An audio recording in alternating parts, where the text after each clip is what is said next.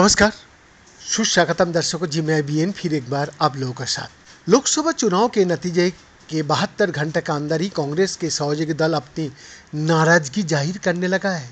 राष्ट्रीय लोकतांत्रिक पार्टी यानी कि आरएलपी और भारतीय आदिवासी पार्टी यानी कि बैप ने कांग्रेस के रवैये पर सवाल उठाया।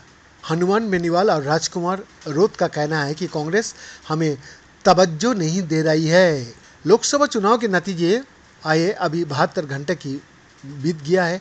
भारतीय जनता पार्टी अपने सहयोगियों के साथ मिलकर सरकार बनाने की कवायद में लगी हुई है।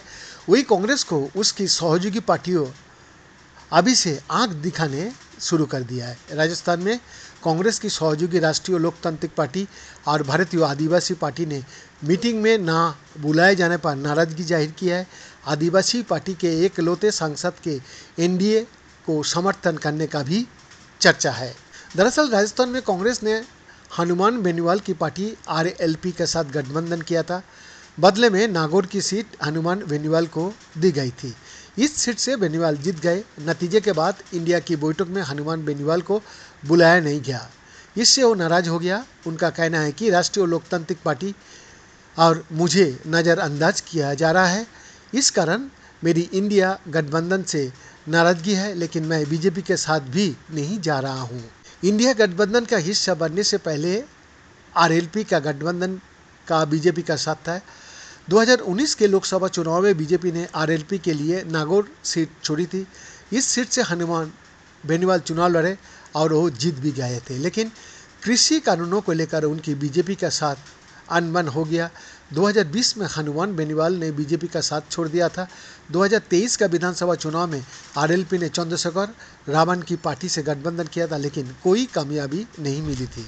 2024 में हनुमान बेनीवाल ने कांग्रेस की गठबंधन यानी कि कांग्रेस से गठबंधन कर लिया और बदले में मिली नागौर सीट से जीत हासिल की, लेकिन इंडिया गठबंधन की बैठक में नहीं बुलाए जाने से वो नाराज है।